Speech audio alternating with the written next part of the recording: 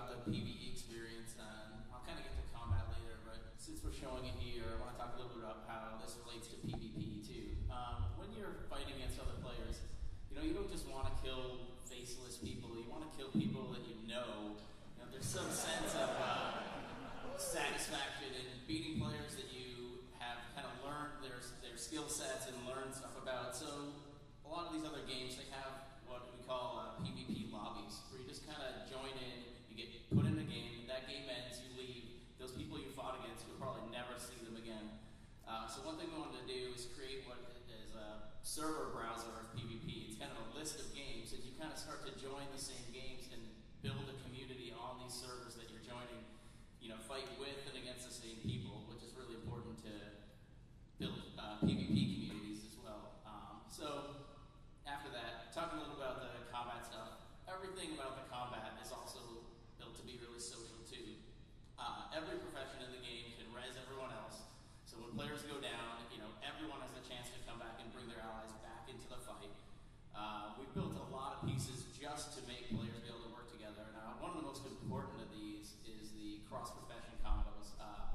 What this lets players do is one player uses one skill and another player will use a second skill, and they kind of combine together to create a new effect that you can only do when you do these two things in conjunction. So we've talked about a few of these, but this stuff is coming along now, and kind of one of the big things we try and do is create categories of combos that work together. So at first, we just talked about shooting arrows through a firewall. Well, it's a lot about creating areas in the world and then having characters interact through them. So as an example now, if you're a guardian, you can lay down a symbol on the ground, and players can either shoot through it, they can leap through it, they can whirl inside of it, and each of these things kind of has different things that it brings to the table. So as you're fighting combat now, you're starting to look around the world and look for other players to do these things and actually work together with, which kind of brings me to what is the most important piece of combat and bringing people together, which is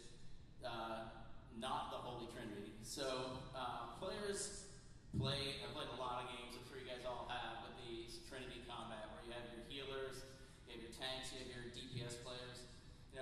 This Trinity system, people say it's about working together. To me, it actually just creates a lot of dependencies between players, but they don't actually play together.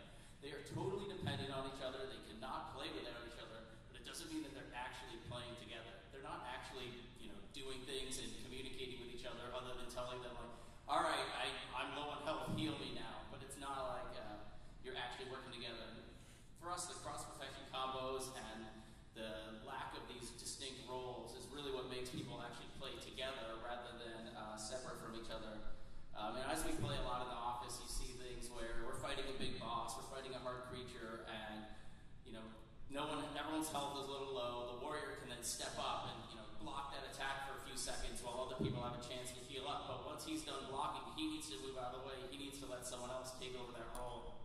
It makes the combat a lot more dynamic and a lot more social, because you have to be communicating with your friends and playing with them, and not just next to them. So speaking of the Trinity, kind of the biggest thing that this helps us solve too is just the dependency on looking for other players to play together. And Jeff's going to talk a little bit about that. Sure.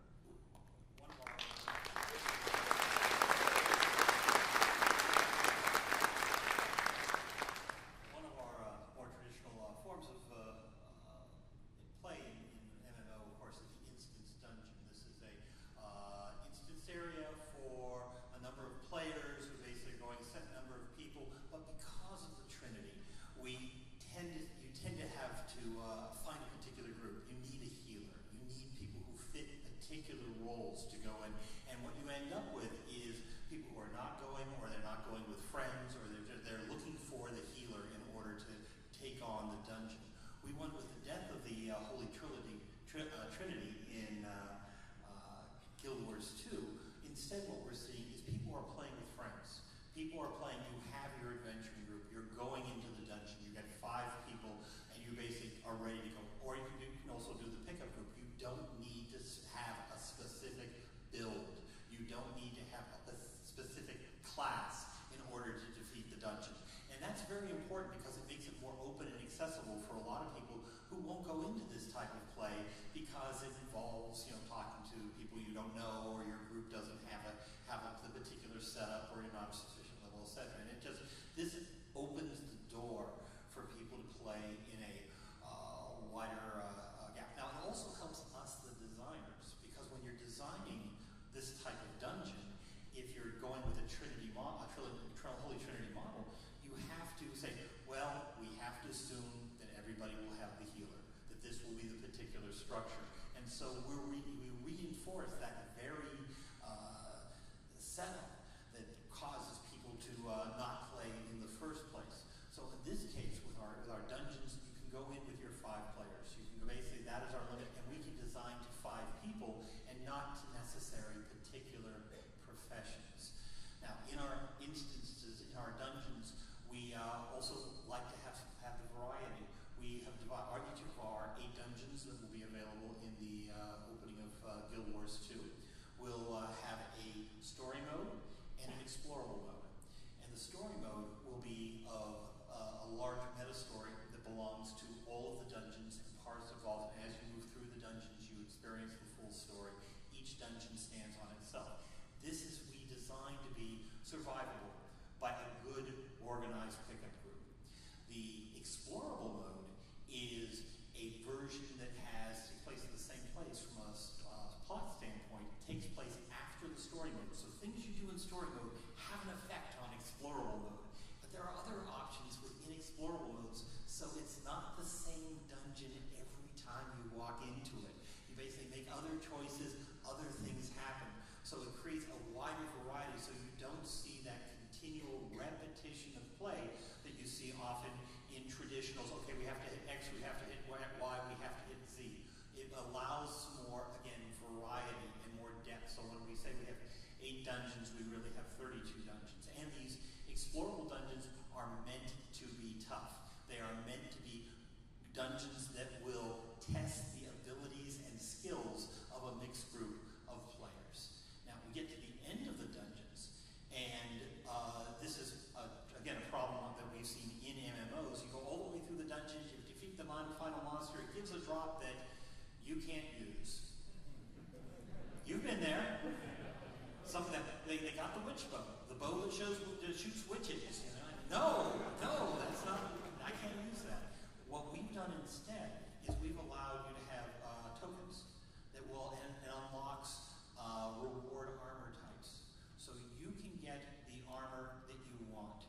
You can get the weapon that you want. You can basically create and customize your character and your reward experience as well. And everybody gets it.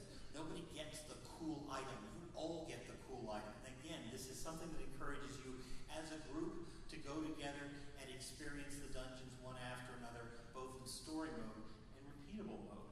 And as we move forward, you have your ability to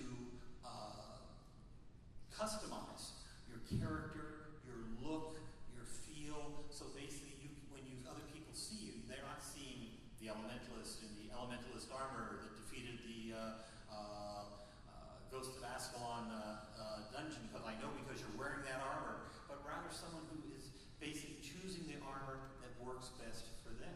And with the idea of customization, I'm going to pass on to Kristen.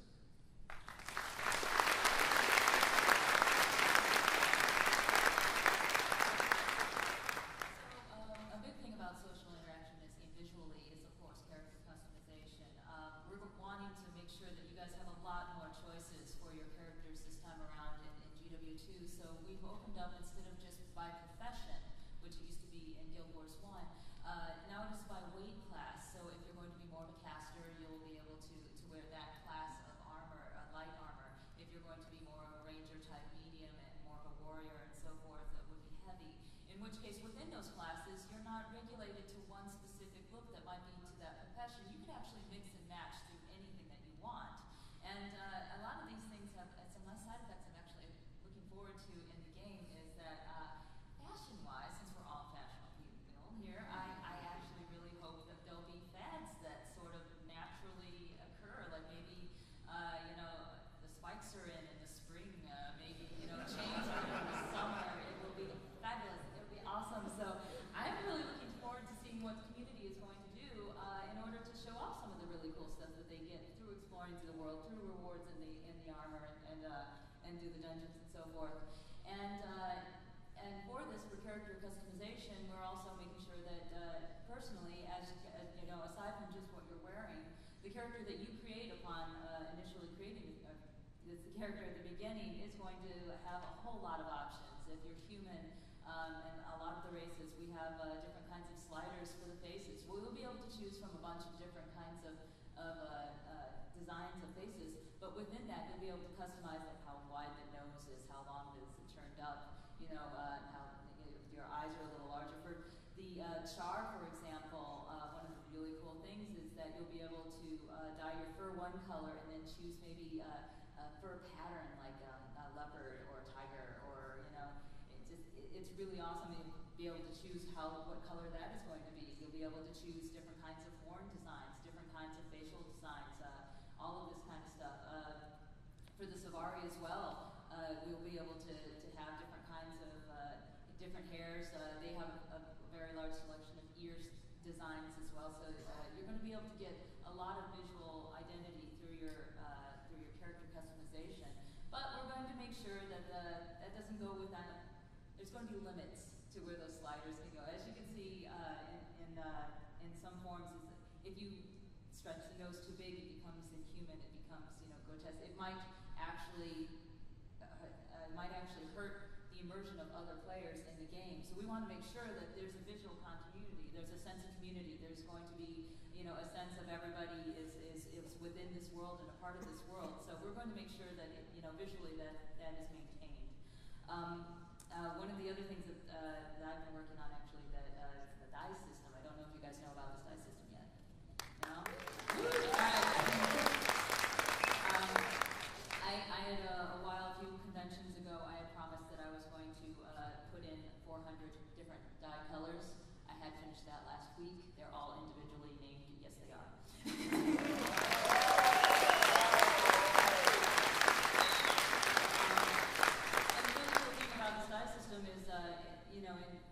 Especially with the GW2, is that we're able to have more than one piece of your armor. So for example, that coat, if it has a lot of different detail, you might be able to dye the lapel one color. You could actually dye the base of the coat some other color. Perhaps it has some metal fixtures on it. Whatever is visually appropriate to break up into up to 3 dye channels per piece, but not every piece would actually require it. For example, if you just have a little leather glove or some plain pants, there's no visual reason to, you know, chop it up unnecessarily and unnaturally. So it'll be appropriate to whatever that design, that piece of armor is. And in which case, a lot of the organization for the die system is in place for, you'll be able to organize, like perhaps by hue, perhaps by temperature, you know, or whether you have, you know, warms, cools, and naturals, and so forth. But also, there's a favorites tab, so you can pick your favorites of the most well-used colors that you like to go back to. And that's really interesting because you'll be able to save off palettes that maybe you want to use between your characters, maybe you want to use between other characters that you're hanging out with. Maybe you have team colors and guild colors. And so you'll be able to start organizing all of this together. You'll be able to start choosing exactly how you guys want to look individually and collectively. And from that, as I've touched on guilds, I'll turn it over to Eric. What?